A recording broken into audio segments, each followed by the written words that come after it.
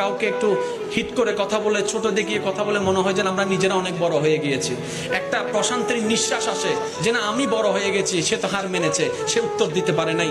মনে রাখবেন, আমি শ্রদ্ধার সাথে বলি, ও আমার ভাই এবং বোনেরা, এই নিঃশ্বাসটা হাসরের ময়দানে অনেক ভারী হয়ে যাবে, অনেক ভারী হয়ে যাবে, অনেক ভারী হয়ে যাবে, কল্পনাও করতে পারবেন না। মানুষের দিলে যখন আঘাত লাগে সেটা রবের দরবারে গিয়ে পৌঁছে যায়। নবী রাহমাতুল্লিল আলামিন বলেছেন, হে আমার উম্মতেরা, তোমরা আমাকে দুইটা জিনিসের জামানত দাও, আমি তোমাদেরকে জান্নাতের জামানত দিচ্ছি। সুবহানাল্লাহ। ইয়া রাসূলুল্লাহ, সেই দুই জিনিস কি? নবী রাহমাতুল্লিল আলামিন বলে, একটা হচ্ছে তোমাদের লজ্জাস্থানের আমানত আমাকে দাও, জামানত আমাকে দাও। এই লজ্জাস্থান সব জায়গায় ব্যবহার করা যাবে না, শুধু হালাল জায়গায় ব্যবহার করবা। আর দ্বিতীয় নম্বর, এই জবান দিয়ে কারো কাছে কোনো আঘাত দিয়ে কথা বলবা না, কষ্ট দিয়ে কথা বলবা না, কাউকে ছোট করে কথা বলবা না, কাউকে ইগনোর করে কথা বলবা না, কাউকে তোমার ছোট দেখিয়ে কথা বলবা না, কারো মনে কষ্ট যায় এমন কথা বলিও না। যখনই জিহ্বা লাড়বা রবের প্রশংসার জন্য লাড়িও, যখনই জিহ্বা লাড়বা আমি নবীর দরুদের জন্য লাড়িও, যখনই জিহ্বা লাড়বা মানুষের মুখে হাসি ফুটানোর জন্য লাড়িও। বাঁচবেন আর কয়দিন? কয়দিন আর আপনার বিষয় আছে? কয়দিন আর আপনি দুনিয়াতে থাকবেন? এমন একটা জীবন বানান, মৃত্যুর ফেরেশতা যখন আপনার সামনে আসবে আপনার মনে যেন কোনো আফসোস না থাকে, মনের মধ্যে যেন একটা শান্তি থাকে। যাক, যাই করি মানুষের ক্ষতি করি নাই, মানুষকে কষ্ট দিই নাই, মানুষের হক মেরে খাই নাই, মানুষের জায়গাটা আমার 100% ক্লিয়ার আছে।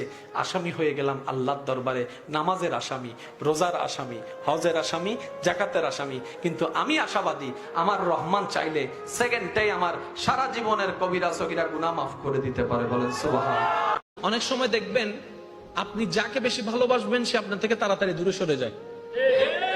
আমি বলছি জীবনে মিলে কিনা দেখেন, আপনি যার প্রতি বেশি আস্থা রাখবেন সে তত দ্রুত আপনার থেকে আস্থা ভেঙে ফেলবে। আপনি যার প্রতি বেশি ডিপেন্ডেন্ট হবেন সে বেশি আপনাকে ধোঁকা দিবে। আপনি যাকে বেশি বিশ্বাস করবেন এই দুনিয়ায় দেখবেন কেমন জানি সে চেহারায় পাল্টায় ফেলছে, কেমন কেমন জানি, ইচ্ছাই হোক অনিচ্ছাই হয়ে যায়। এক কথায় আপনি আমরা এই দিলে যাকে বেশি জায়গা দিই সে কেমন জানি তাড়াতাড়ি দূরে সরে যায়, কেমন জানি তার সাথে আমাদের সম্পর্কটা দূরত্ব হয়ে যায়। এটা কেন হয়? এটার হওয়ার একটাই কারণ, রব বলে যে তোর দিলটা শুধু আমার জন্য বান্দা হিসেবে, তোর দিলটা আমার নবীর জন্য উম্মত হিসেবে, আগে আমাকে আর আমার নবীকে রাখ, তারপরে যাকে যাকে রাখার আমি আল্লাহ সেট করে দিব।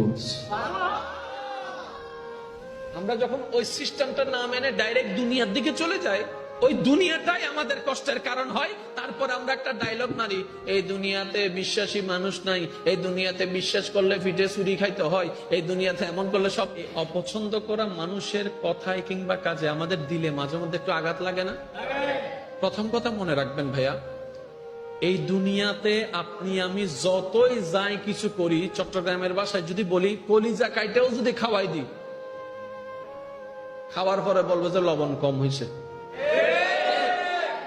কলিজা খাওয়াইছেন এটাতে বলবে না, ওই লবণ কম হয়েছে এটা ঠিকই বলবে। এই পৃথিবীর একটা নিজাম, একটা নিয়ম হচ্ছে আপনি আমি হাজার চেষ্টা করলেও পৃথিবীর সবাইকে খুশি রাখতে পারবো না, এটা অসম্ভব। বদনাম ছিল, বদনাম আছে, বদনাম থাকবে। বুঝার জন্য বলা, সৃষ্টি জগতে আমাদের নবীর মতো আর কেউ আছে? আর একটু জোরে বলেন। আমাদের নবীর মতো সুন্দর চরিত্রওয়ালা, যার চরিত্রের প্রশংসা স্বয়ং রব কোরআনে করেছেন, এমন চরিত্রওয়ালা আর কেউ আছে? অথচ এই দুনিয়া, এই সমাজ, হাজার মানুষ সাক্ষী সেই নবীর চরিত্র নিয়েও একদল প্রশ্ন তুলেছে, একদল বিরূপ মন্তব্য করেছে।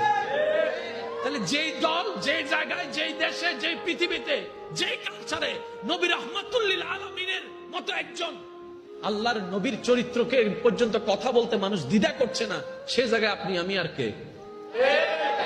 যাদের চিন্তা, নজর, মন সবকিছুর মধ্যে রবের সন্তুষ্টি ফিট হয়ে যায়, পৃথিবী তাদেরকে কখনো কষ্ট দিতে পারে না। সুবহানাল্লাহ। পৃথিবী কখনো তাদেরকে ভাঙতে পারে না, কারণ তাদেরকে পৃথিবীর যে প্রেসারে ভাঙে রবের রহমত তার চাইতে আরো বেশি শক্তিশালী ভাবে তৈরি করে দেয়। সুবহানাল্লাহ।